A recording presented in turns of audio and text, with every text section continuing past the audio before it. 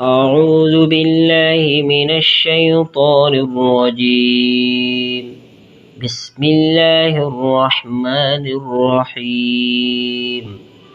اللهم إني أستخيرك بعلمك وأستقدرك بقدرتك وأسألك من فضلك العظيم فإنك تقدر ولا أقدر، تعلم ولا أعلم.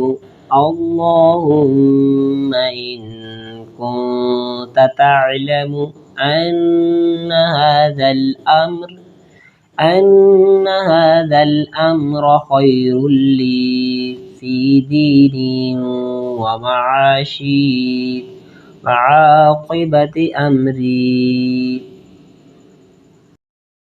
وعاجله وآجله فاقدره لي ويسره لي، ثم بارك لي فيه. وإن كنت تعلم